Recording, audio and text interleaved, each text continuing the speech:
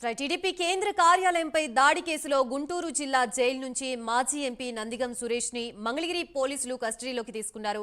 GGH లో నందిగం సురేష్ కి పూర్తయిన వైద్య పరీక్షలు అనంతరం మంగళగిరికి తరలిస్తున్నారు. పోలీసులు Nandigam Suresh BP, sugar, ECG పరీక్షలు చేశారు. వైద్యులు సాధారణ స్థాయిలోనే బీపీ, షుగర్ లెవెల్స్ ఉన్నాయి. భుజం నొప్పిగా ఉందని వైద్యులకి ఆయన చెప్పినట్లుగా తెలుస్తోంది. అలాగే కస్టడీ ముగిసిన తర్వాత పూర్తి స్థాయిలో వైద్య పరీక్షలు చేస్తామన్నారు డాక్టర్స్.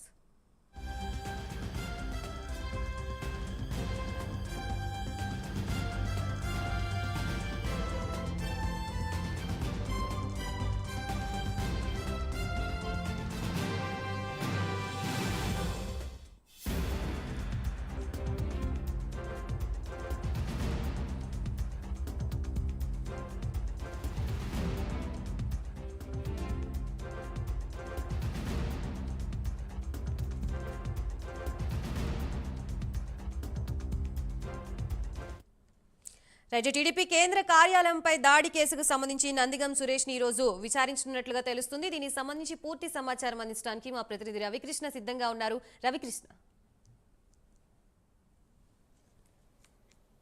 గాయత్రి, కొద్దిసేపటి క్రితమే ఎవరైతే బాపట్ల మాజీ ఎంపీ నందిగం సురేష్ ఉన్నారో ఆయన్ని పోలీసు కస్టడీలోకి తీసుకున్నారు. ఏదైతే టీడీపీ కేంద్ర కార్యాలయానికి సంబంధించి దాడి కేసులో ఆయన ప్రధాన పాత్ర వహించాడు అంటూ కూడా పెద్ద ఎత్తున కూడా టీడీపీకి సంబంధించిన నాయకులు అయితే మాత్రం ఆరోపించారు. ఆ తర్వాత పోలీస్ ఫిర్యాదు చేయడం, ఆ తర్వాత కేసు నమోదు కావటం, ఈ నేపథ్యంలోనే ఆయన్ని ఇక్కడ హైదరాబాద్లో క్యాచ్ చేసిన తర్వాత ఇక్కడికి 14 రోజులు రిమాండ్ విధించడం జరిగింది. రిమాండ్ విధించిన తర్వాత ఆయన పోలీస్ కావాలి అని పోలీసులు మంగళగిరి ఏదైతే న్యాయస్థానం ఉందో ఆ న్యాయస్థానంలో మాత్రం పిటిషన్ కూడా వేశారు. ఈ నేపథ్యంలోనే వారం రోజులు కాకుండా 48 గంటలు మాత్రమే ఆయన్ని పోలీస్ కస్టడీకి ఇస్తున్నట్లుగా కూడా ఎవరైతే న్యాయస్థానానికి సంబంధించిన జడ్జి ఉన్నారో ఆయన అయితే మాత్రం వాళ్ళకైతే 48 గంటలు ఇచ్చే విధంగా కూడా 48 గంటలకి ఆయనకి కస్టడీలోకి ఇస్తున్నట్లుగా కూడా ఆయన తెలియజేశారు. ఈ నేపథ్యంలోనే ఈరోజు అంటే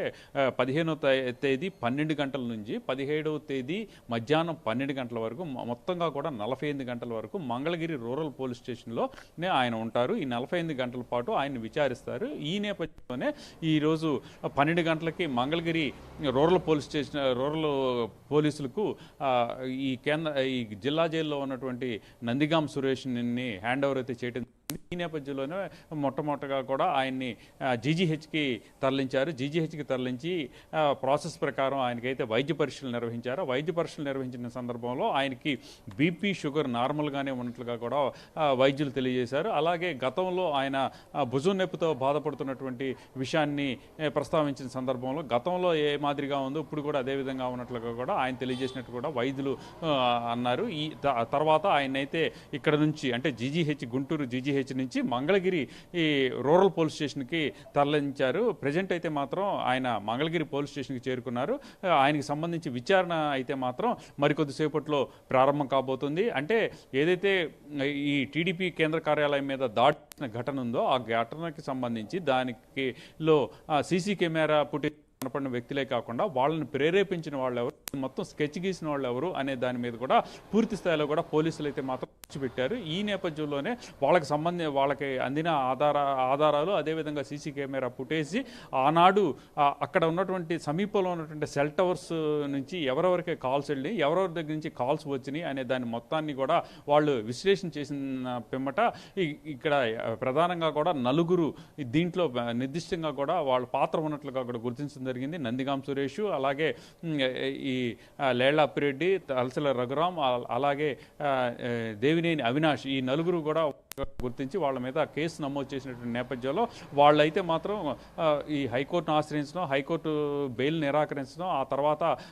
నిరాకరించిన తర్వాత ఎవరికి వాళ్ళు ఇది ఎస్కేప్ అయినటువంటి పరిస్థితుల్లో నందిగం సురేష్ అయితే హైదరాబాద్లో పోలీసులు అయితే క్యాచ్ చేయడం జరిగింది. ఆయన్ని మంగళగిరి రూరల్ పోలీస్ స్టేషన్కి తరలించిన తర్వాత మంగళగిరి ఈ కోర్టులో ప్రవేశపెట్టారు. 14 రోజులు రిమాండ్ విధించిన పిమ్మట అక్కడ పోలీసులు అయితే మాత్రం మరింతగా కూడా లోతుగా విచారణ చేయాలనే ఉద్దేశంతో ఆయన పోలీస్ కస్టడీకి కావాలని చెప్పి న్యాయస్థానాన్ని కోరటం జరిగింది.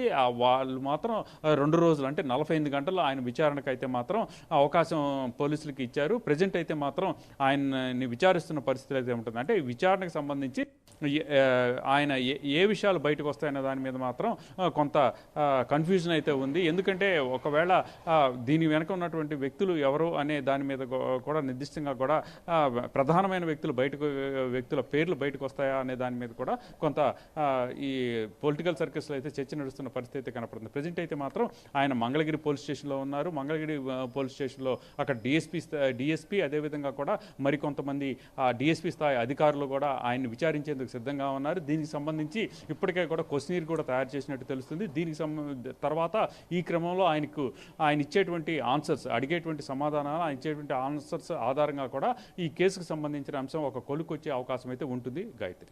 Right, thank you Ravikrishna.